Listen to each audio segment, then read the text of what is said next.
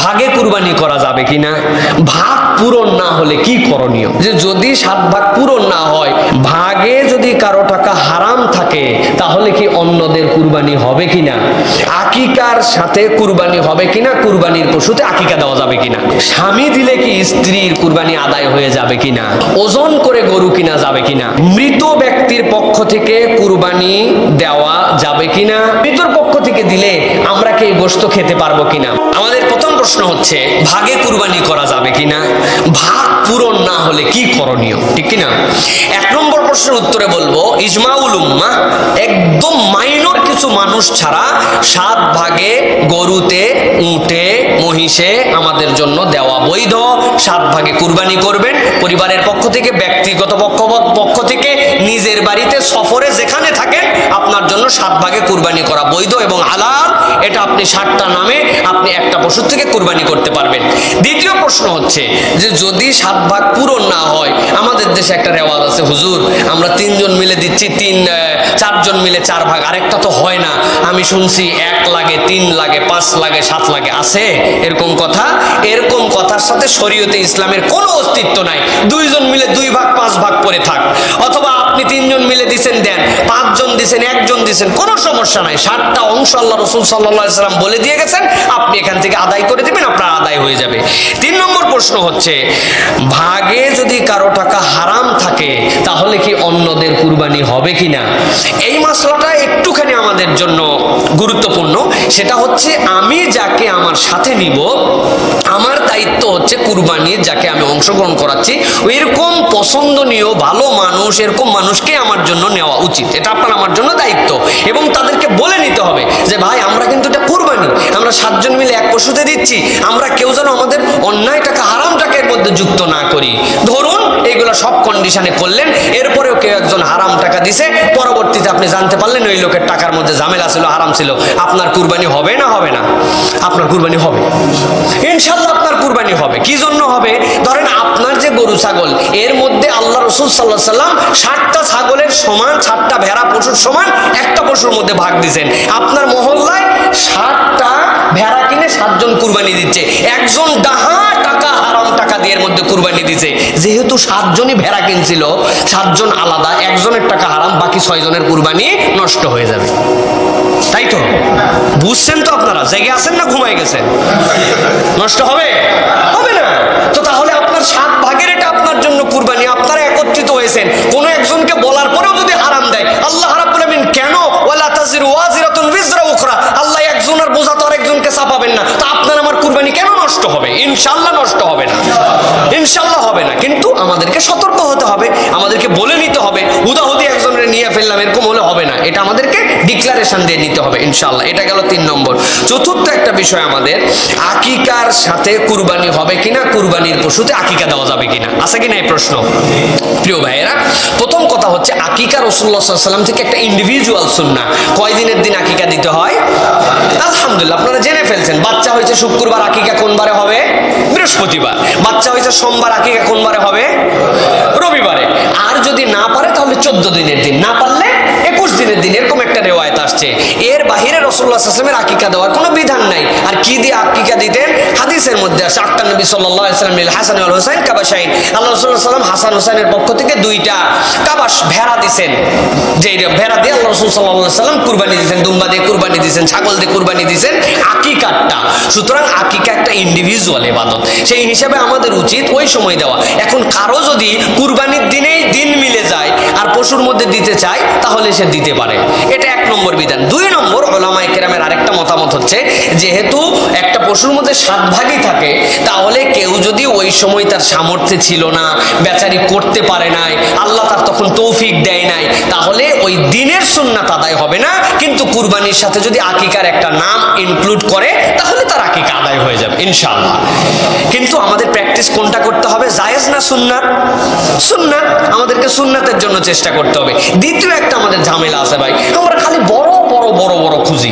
আপনার যতটুকু আল্লাহ সামর্থ্য দিছে 5-6 হাজার টাকায় একটা ছাগল পাওয়া যায়, এ তো লোক দেখানোর কারবার নাই। আল্লাহ রসুলের একটা সুন্নাত, বাচ্চা কাচ্চার জন্য কল্যাণ আল্লাহ রসুল বলেছেন, আপনি এটা আদায় করে দিলেন, তাহলেই তো হয়ে যায়। তো আল্লাহ রাব্বুল আলামিন তৌফিক দান করুক। তারপরেও কেউ যদি আকিকা কুরবানির সাথে দেন, আদায় হবে ইনশাআল্লাহ। তবে এটা সাহাবায়ে কেরামদের প্র্যাকটিস ছিল না, জায়েজ কিন্তু সুন্নাত নয়। এরপরের প্রশ্ন হচ্ছে, স্বামী দিলে কি স্ত্রীর কুরবানি আদায় হয়ে যাবে কিনা? আছে কিন্তু আমাদের মধ্যে স্ত্রীও চাকরি বাকরি করেন, টাকা পয়সা তার আছে, যাকাত দেন, কিন্তু উনি কুরবানি দেন না। স্বামীর কুরবানি দিয়ে উনার হয়ে যাচ্ছে। জি না ভাই, যদি কারো কাছে জিলহজ মাসের 10, 11, 12 এই 3 দিনের মধ্যে যাকাতের যে নেশাব হলে যাকাত দিতে হয়, এই 3 দিন 1 বছর লাগবে না, এই পরিমাণ টাকা যদি আপনার কাছে থাকে, এই পরিমাণ টাকা থাকলে আপনার একটা ছাগল দিয়ে হলেও আপনার কুরবানি দিতে হবে। আপনার স্ত্রীর যদি কুরবানি ফরজ না হয়, নেশাব পরিমাণ সম্পত্তি না হয়, তাহলে তার প্রতি কুরবানিও ওয়াজিব হয় নাই। কিন্তু কুরবানিও ওয়াজিব হয়েছে, উনার টাকা পয়সা আছে, চাকরি বাকরি করেন, স্বামীরটার উপর আপনি পার পেয়ে যাবেন, এরকম হবে না। তাহলে দুইজনকেই এখানে কুরবানি আদায় করতে হবে। এটা গেল একটা প্রশ্ন। এবার একটা প্রশ্ন, ওজন করে গরু কিনা যাবে কিনা? আছে কিন্তু আমাদের এখন যে ওজন করে একদম কষায় নিয়ে গেছে একটা, যাওয়ার পরে আর এত তাক, 1/2 কেজি 1 কেজি শুধু উল্টা পাল্টা হয়, গরু ধরলেই বলে দিতে পারে গরুর এই কেজি ওজন। এরপরে ক্যালকুলেটর দিয়ে টাকা পয়সা ভাগ যোগ করে আমরা বাইর করছি যে এটা ঠিক হচ্ছে কিনা, কিনে পড়তা হচ্ছে কিনা। এরকম যদি আমরা করি, এখানে 2টা মাসালা আমাদের জন্য। একটা হচ্ছে কেউ যদি না ঠকার জন্য চিন্তা ভাবনা করে কেনার জন্য, সে যেন উপযুক্ত দামে উপযুক্ত পশু কিনে, এই জন্য যদি এই ক্যালকুলেশন করে, জায়েজ আছে, জায়েজ আছে এইটা, যে সে কি জন্য করতেছে, সে যেন ঠকে না যায়, তার হালাল টাকার ইনকাম, সেই জিনিসটা কিনতে যায় কেউ যেন ধোঁকা তাকে না দেয়, এই জন্য হিসাব করে যদি কিনে, তাহলে তার জন্য জায়েজ। কিন্তু নিয়তটা যদি এরকম হয় যে যেহেতু কিনতেছি, আর গোস্ত কতটুকু হবে, কম বেশি হবে কিনা, গোস্ত আমার খাওয়া লাগবে, গোস্ত দিয়ে আমার পর্তা করা লাগবে, মানে আপনি নিজেই বুঝবেন যে আপনার নিয়ত কি ওই মাপার। আপনার নিয়তটা যদি এরকম 2 নম্বর নিয়ত হয়, তাহলে আর কুরবানি হবে কি না হবে এই ফতোয়া আমারে দেওয়া লাগবে না, উনি নিজেই দিতে পারবে। এরপরে আরেকটি প্রশ্ন, সর্বশেষ, মৃত ব্যক্তির পক্ষ থেকে কুরবানি দেওয়া যাবে কিনা, আর দিলে সেই গোস্ত আমাদের খাওয়া যাবে কিনা? আছে কিনা আমাদের মধ্যে এইটা একটা সেন্সিটিভ ইস্যু। সেটা হচ্ছে মৃত ব্যক্তির পক্ষ থেকে কুরবানি দেওয়া, মৃতের নামে কুরবানি দেওয়া। রাসূলুল্লাহ সাল্লাল্লাহু আলাইহি সাল্লামের আমল থেকে আমরা একটা হাদিসের মধ্যে পাই, রাসূলুল্লাহ সাল্লাল্লাহু আলাইহি সাল্লাম কুরবানি দিয়েছেন। এই কুরবানির একটা অংশের মধ্যে বলছেন, ওয়ামান লাম ইউদাহি মিন উম্মতি মুহাম্মাদিন সাল্লাল্লাহু আলাইহি সাল্লাম, আমি আমার উম্মতে মুহাম্মাদের যারা কুরবানি দিতে পারছে না, তাদের পক্ষ থেকে আমি কুরবানি দিলাম। এই হাদিসের মধ্যে উসুল পাওয়া যায়। উসুলটা কি?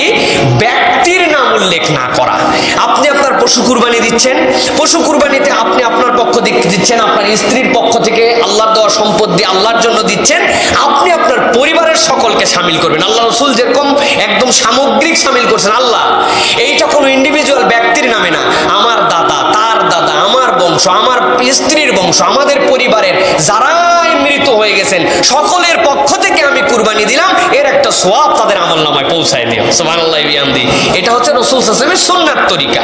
তারপরেও কেউ কেউ উলামায়ে কেরাম বলেছেন, কেউ যদি মৃত ব্যক্তির পক্ষ থেকেও কুরবানি দেয়, তাহলে এটা জায়েজ, কিন্তু এটা সুন্নতের প্র্যাকটিসের মধ্যে নয়। সুতরাং আল্লাহ রাসূলের দেখানো পদ্ধতিটা আমাদের গ্রহণ করা উচিত, যে আল্লাহ, আমি খালি কেন আমার বাপ রাখবো, আমার দাদারে কেন বাদ দিব? আমার ওয়াইফটা আমার বাড়িতে আছে, আমি কেন তার বাপরে শুধু রাখবো, তার দাদারে কেন বাদ দিব? আল্লাহ, আমাদের পরিবারের সকল মৃতদের পক্ষ থেকে আমি কুরবানি আদায় করলাম। তাহলে কত সুন্দর হলো। তার মানে বোঝা যাচ্ছে যে আমি মৃত ব্যক্তিদের পক্ষ থেকেও কুরবানি আদায় করতে পারি, কিন্তু সুন্নাত তরিকাটা এইটা, এইভাবে যদি আমরা করি সেটা আমাদের জন্য সর্বোত্তম হবে। জি হ্যাঁ, একসাথেই দেওয়া যাবে, একটার মধ্যেই এইটা পুরোটা, একটা অংশের মধ্যেই পুরোটা যাবে। এইটা সর্বশেষ একটা কথা বলে শেষ করে দিব। আমাদের মধ্যে একটা জিনিস আছে যে এই মৃতর পক্ষ থেকে দিলে আমরা কি এই গোশত খেতে পারবো কিনা? ভাই, গোশত পুরাটা খাওয়ার জন্য মুসলমানরা কুরবানি দেয় না, আপনাকে কিছু অংশ হাদিয়া করতেই হবে। যখন আপনি কেবল একটা ইন্ডিভিজুয়াল মৃতর পক্ষ থেকে আপনি কুরবানি দিচ্ছেন, আল্লাহ তৌফিক দিয়েছে, কিন্তু তাহলে ওই মৃতর অংশ তো তিনিও খেতে পারলেন না, তার পরিবারও খেতে পারলো না, আপনি পুরাটা খাবেন কোন মনে করে? এই জন্যই তো আল্লাহ রাসূল সাল্লাল্লাহু আলাইহি ওয়াসাল্লামের টেকনিকে যদি আমরা আসি, সবচেয়ে ভালো যে আল্লাহ, আমার পরিবারের সকলের পক্ষ থেকে কিছু তো আমরা দান করি, কিছু আমরা হাদিয়া করি, তাহলে আমাদের এই সমস্যাটা আর থাকলো না। সুতরাং আমরা যে 3 ভাগ করি, এইটা আলহামদুলিল্লাহ এটা ভালো, এটা সালফে সালেহিনদের থেকে এটার প্রমাণ আছে। যদিও সাহাবী এবং রাসূল সাল্লাল্লাহু আলাইহি ওয়াসাল্লামের সময় একদম মেপে মেপে কাটায় কাটায় 3 ভাগ করা হয় নাই, কিন্তু সুলুসুলি নাফসিহি ওয়া সুলুসুলিল ফুকারা ওয়াল মাসাকিন, 1/3 অংশ নিজের জন্য, 1/3 অংশ পরিবারের যারা আত্মীয় স্বজন আছেন তাদের জন্য, ফকিরের জন্য। এটা ভালো পদ্ধতি, কিন্তু কিছু কম বেশি করে ফেললে যে আমার কুরবানি হবে না, ক্ষতি হয়ে যাবে। দেখছিস, ও দেখলাম যে 2 ভাগই রাখলো, সকালবেলা 11টার পরে 3-4 জন ফকিরে দেওয়ার পর দরজা লাগাই দিছে। কেমনে কুরবানি হলো? কুরবানিটাই নষ্ট করলো। আমরা বলি কিনা এত মুফতি, আমরা এই সকল ফতোয়াবাজি করবেন না প্রিয় ভাইরা। উনার পরিবারের দরকার আছে, পুরো কুরবানি খাবে। আমার পরিবারের দরকার নেই, আমি পুরোটা দান করে দেবো। আপনার ঠেকানোর কোনো দরকার আছে? তো সুতরাং শরীয়ত আপনাকে যত পর্যন্ত ওয়াসাআত দিয়েছে তত পর্যন্ত আমরা মেনে নেই। আল্লাহ রাব্বুল আমিন আমাদেরকে বুঝ দান করুক, আমাদের কুরবানিগুলো আল্লাহর জন্য করার মতো মন মানসিকতা তৌফিক দান করুক। আল্লাহুম্মা আমিন।